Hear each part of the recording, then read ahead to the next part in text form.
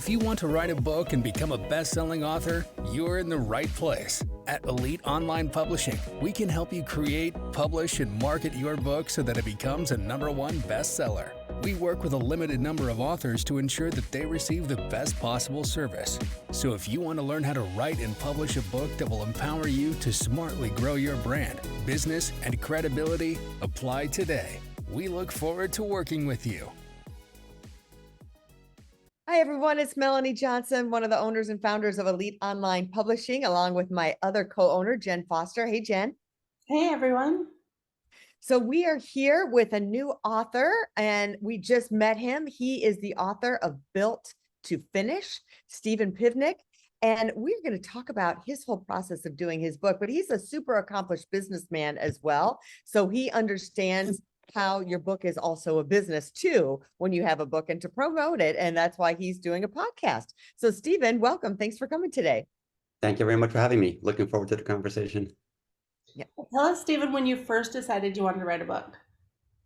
So right after COVID ended or was about to end and trade shows first came back, I'm from the IT industry. So I went to an IT trade show and I saw an incredibly motivational mountain climber speaker on stage giving the keynote. And while I was listening to his story, I'm like, you know what? I got a pretty interesting story. I'm about to do the Ironman World Championship. It's not exactly Everest, but it's a big thing in the sporting world. And I just sold a company, which is a big thing in the business world. So I'm thinking to myself, I got a pretty interesting story. And then at the end of his keynote, he's pitching his book about how he summited the 7 summits and the tallest peaks in Asia. And right there, the idea was born. I'm like, in order to get on stage, to build credibility, I need to publish a book first. So that's when the idea was born. And yeah, so that's how it started. And I love what you just said, because so many authors are like, well, why should I write a book? And you just said it. If I want to get on stage, if I want to build credibility, I need to have a book. And that's so true of what a book can do for you. It's like, that's part of the ROI. It's just not about getting a royalty of someone buying your book necessarily. I mean, you can sell a lot of books at a speaking engagement, but it's really gaining that credibility. So tell us, what was your process? Did you feel like you knew how to start to write your book? Did you need help? What did you do when you first were going to go down this journey? So I've been enjoying blogging for a very long time. I blog about all my races, all my mountaineering adventures, and other like really interesting vacations. And so at first I'm like, you know what, if I blog really well, I can just create a collection of all my blogs and turn that into a book. So I slept on that for about a week and I said, absolutely not. That's going to stink. I'm a big believer in surrounding myself with people that have been there, done that, depending on whether it's, sports or business or health, all of the above. So I started looking around for a ghostwriter to help me and interviewed many. Finally narrowed it down to a few, involved my wife in the process to see who she thinks I would work best with, picked one, and really enjoyed that process. We met face to face for 3 days. He got to know me really well. I got to know him even better. We came up with an outline for the book. And then for every single chapter, he would interview me for an hour, record the interview. He'd go away for a week, write the chapter, send me the chapter, and I would rewrite it to make it sound like me. So we went back and forth like that for, I think the book has 28 chapters. And after a while, he saw the edits that I would make to his interpretation of that interview. And his first version started to sound more and more like me. So my edits started decreasing as the book went on. I like that. Well, first, let's talk about the blog post, because I love that you blog, because a lot of people are writers, but they don't take the action. So I love that you took the action and blogged about all of those things. And, there is a lot of books out there where they collaborate all their blogs into a book. The Minimalists, I don't know if you've seen The Minimalists on Netflix, but they have a show. They did their book first, turned them from blogs. So you can do that, but I like that you thought about it more and thought, oh, I'm going to get a ghostwriter or someone who actually knows how to write, how to do this the right way. But the interview process sounded like it was quite lengthy. I like how you didn't just go with the first person that came to you, because we always tell our authors it's a one-on-one conversation. You have to be able to get along and really know each other and like each other, so the ghostwriter can write, like you said, they have to get to know you. So the first 3 or 4 chapters don't sound like you, right? Exactly. So that's really cool process. Yeah, I just didn't want to take that shortcut, because I actually write about shortcuts in the book, taking shortcuts in business and in life. When there's an opening for a specific position in the business world, the biggest shortcut and mistake you can make is hire the first qualified candidate. You really owe it to yourself to go through the interview process and interview at least 3 to really find the best person for that job, not the first person that meets the requirements. So it sounds like the ghostwriting took a while. So about how long did it take to get the book finished from when you started with the ghostwriter? From start to finish, the manuscript took about a year. Okay. Maybe a little bit less than a year. And this was, my expectations were set properly. It could have gone quicker, but the specific individual, Justin Spisman is his name. He was fantastic. He was just really busy, and he just let me know that from the very beginning, and I accepted that. I think that's important to know what the expectations are to set that up. So then you're not like, hey, I thought we were going to be done in 2 weeks. What's going on? Walk us through how you, then your next step was to find a publisher. Did your Right. ghostwriter help you with that? Or how did you go about searching the publisher out? Exactly. So because he's a ghostwriter and very familiar with the entire publishing process, I asked him to give me 3 candidates, and which he did. So he gave me 3 candidates. I interviewed all of them multiple times, went back to him with, what I liked, what I didn't like based on what I've heard from these companies, and ended up choosing the publisher that I went with. That's great. Well, and I think it's important to interview them, like you said, the 3. But what made you decide to go with a traditional publisher instead of self-publish? You know what? I really just didn't know enough about it, and I didn't want to make any mistakes. One of my favorite statements that I say in the book and on stage is, the first time you do something without expert guidance, your results are going to be suboptimal at best or complete failure at worst. I only get one chance to write your first book and release your first book, and I wanted to ensure as much success as possible. I love that. Yeah, one of my favorite quotes is "Success leaves clues."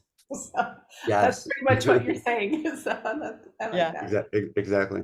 So now that you've had your book out for a while, how do you, we always say, this one thing is because of my book, or how have you used your book for your business? So answer that for us. So it's only been a little bit over a month. I was blown away. I mean, I had some pretty high expectations that I would hit the Amazon bestseller list, but I did not expect to be #1 for about a week. So it stayed at #1 for a long time, which blew my mind. So now, I get to, keep that status for life, Amazon, #1 bestseller with my first book. And so again, it's only been a month. I'm still kind of glowing in the birth of the book. It's like my third. It's my company was my first child. Then we had 2 real kids, and this book is now like my 4th child.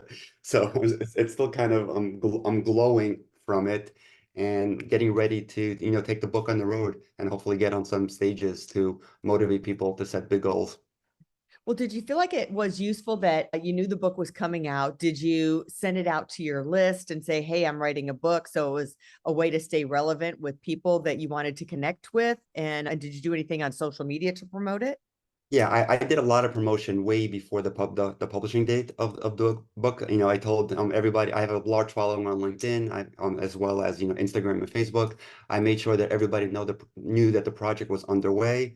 I updated my lists along the process. It was close to a 2-year process. They got kind of quarterly updates on where I'm at with the manuscript, on where I'm at with the editing process, where I'm at with cover design, interior design, all the various elements of getting a book out. So everybody was kept, up to date. And I try to keep the excitement up about the actual, pub date, which was on January 30th.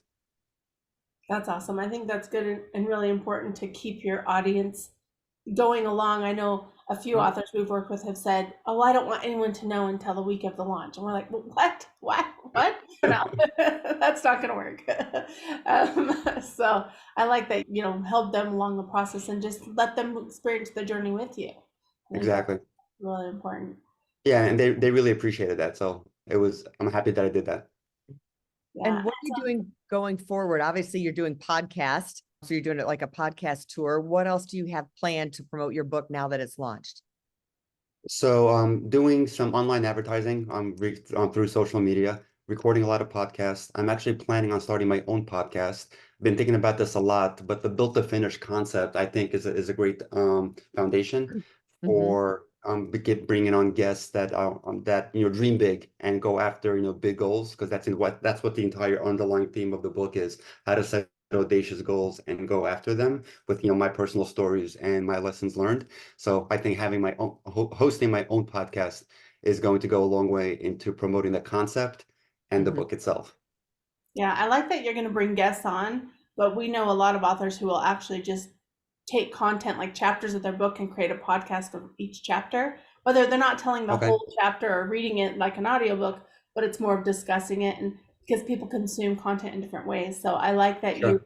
are doing the podcast, but also bringing on guests. I think that's really cool. That's actually a great idea. So there's nothing wrong with the combination of both, right? Bringing Yeah. on guests and then every other or every third episode just dedicated to a chapter. Yeah. And just, talking about your thoughts on the chapter, whether you're reading actually excerpts of it or even just commenting and putting in your own, Sure. another story that you thought of that you left out of the book, or, different things like that. Yeah, definitely. Okay. And then I want to go back to the ghostwriting part for briefly. Is so many authors that we've worked with, they're like, wow, I feel like I went through a wormhole when I wrote my book. And it was like they had epiphanies about themselves. They had epiphanies about their business. Did you feel the same? I didn't have too many epiphanies. It was an incredible walk down memory lane, right? Because the book is a combination motivational memoir and also a self-help tips and tricks type book. But from the motivational memoir perspective, it was really great, like walking down memory lane of, immigrating to this country, what it was like, living as immigrants in Brooklyn, New York, back in the day with my grandparents and when my parents, when both were alive. So it was really fun from that perspective.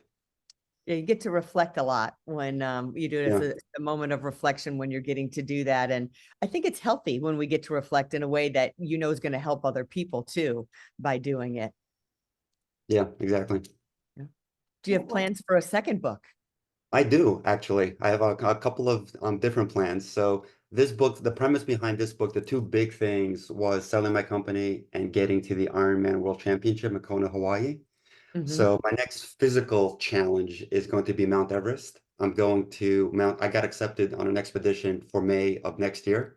Wow. So when I get to the top of Everest and when I guess when I don't know, there's no end in the speaking career, but when I'm engrossed in a speaking career and getting on big stages, I think those two things, because they're goals now. So when I achieve them, I think that'll be good fodder for Built to Finish again. Yeah, second book. That's really great.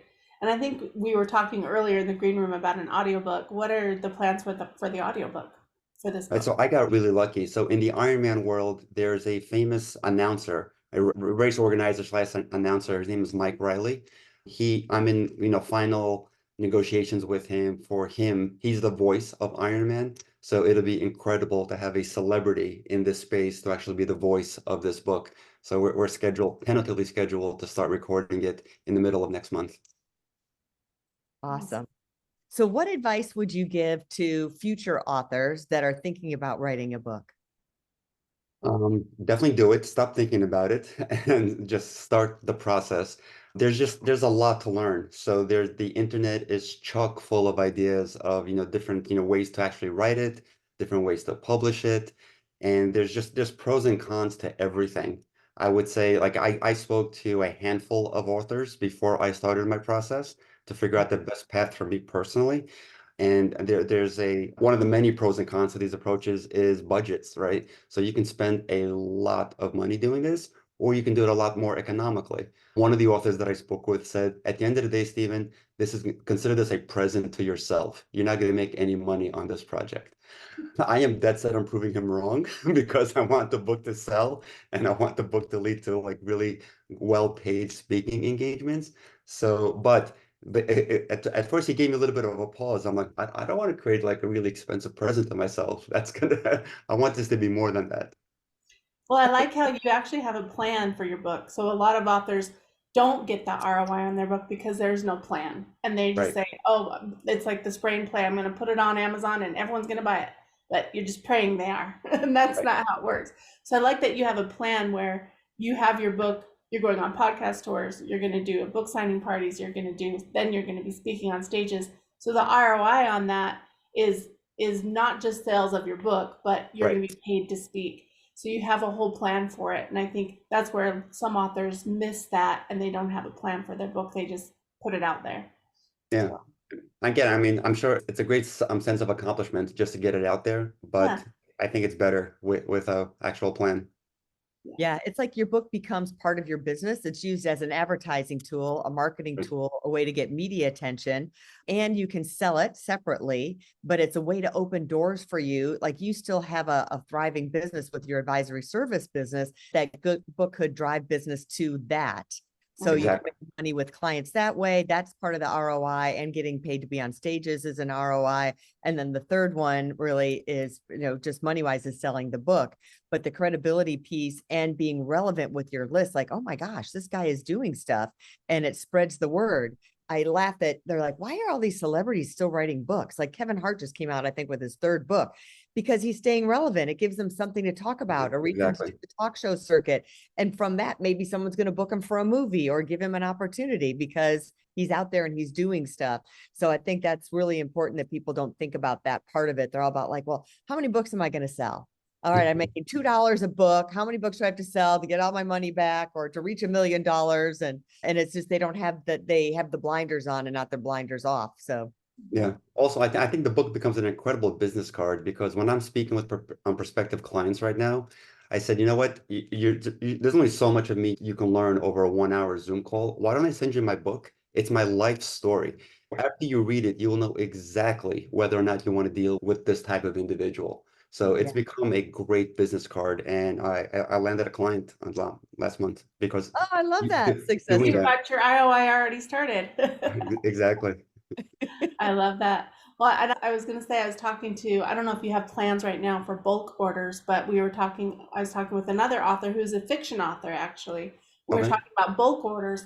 And I think a lot of authors forget about, like, they just think, oh, I'm going to sell one at a time or give one away at a time. But it's like, how many books can you sell to one individual? So what corporations might want to buy your book? What universities, what college classes, what Sure. are some of these places where they might want to buy 500 at a time? Because then you're not only maybe getting to speak there, but you can also get them to buy books for the people that you're speaking to. And that's a great way to get ROI on your book, is having bulk sales, which a lot of people just kind of forget about, especially fiction authors. They forget about that. Oh, Um, that's a great point. I really haven't thought about bulk sales, but I'll add Memoirs that and to the list. self-help books are a lot easier to sell bulk Yeah. order than fiction, so Okay. you have the right book for that. And then you do discounted rates. I don't know if you can do that with a traditional publisher where you can offer, you'll have to talk with them. With self-publishing, you're in total control of that. So you'll Sure. have to ask them, can I offer price breaks if people order, 100 at a time versus 500 at a time? And then think of, like, when you're offering an order, say 100 books even, how many of those 100 people could possibly turn into a client or refer you Yeah. to a client as well? Right. So it's really like it exponentially makes that grow and blow up when you offer that too. Oh, okay. That's good advice. Thank you. Yep. Awesome. Well, tell people where they can go to get your book and to read more about you. Sure. Well, the book is available on Amazon. It's called Built to Finish. Best way to find out more information about it and me is on my website at stephenpivnik.com. That's Stephen with a V and Pivnik, PIVNIK.com. You can get information about me, about my blog, and about the book there. I blog regularly about crazy adventures that I take in the mountains and on races. And people really enjoy the details that I specify there. Terrific. Well, thanks for joining us today. And so come back here where everything about publishing at the Elite Publishing Podcast, writing, publishing, marketing your book, and making it a reality and making it a bestseller. So join us next time and get out there. Keep writing, everyone. Talk to you soon. Have a great week, everybody. Bye. Bye, everyone. If you want to write a book and become a best-selling author, you're in the right place. At Elite Online Publishing, we can help you create, publish, and market your book so that it becomes a #1 bestseller. We work with a limited number of authors to ensure that they receive the best possible service. So if you want to learn how to write and publish a book that will empower you to smartly grow your brand, business, and credibility, apply today. We look forward to working with you.